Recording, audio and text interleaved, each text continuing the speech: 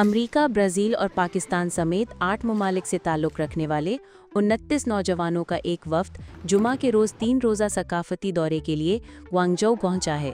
Experience China 2025 global view on China کے عنوان سے اس وفد نے مارشل آرٹس کے ایک تربیتی مرکز اور گرینڈ کینال میوزیم سمیت کئی دیگر مقامات کا بھی دورہ کیا۔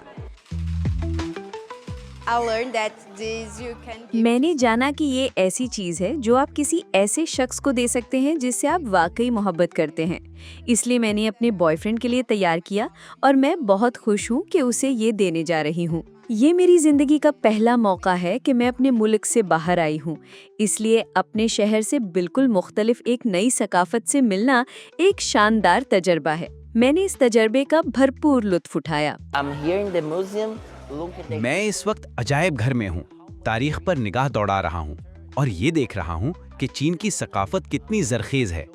میں واقعی چاہتا ہوں کہ یہ سب برازیل کے لوگوں کو دکھاؤں، کیونکہ دنیا میں صرف چین کی ثقافت مجھے سب سے زیادہ پسند ہے۔ وفد نے ووچیاؤ کاؤنٹی میں واقع ایکروبیٹکس ورلڈ کا بھی دورہ کیا، جسے چین میں ایکروبیٹکس کرتب بازی کا گہوارہ سمجھا جاتا ہے۔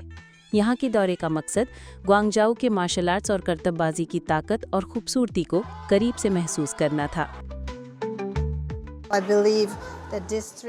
میرا یقین ہے کہ یہ سفر ان کی زندگی کے سب سے اہم واقعات میں سے ایک ہوگا۔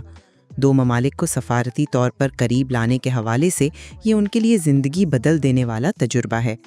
اس کے ساتھ ساتھ یہ تاریخ، تہذیبوں اور مختلف شاہی ادوار کے بارے میں سیکھنے کا بھی موقع ہے۔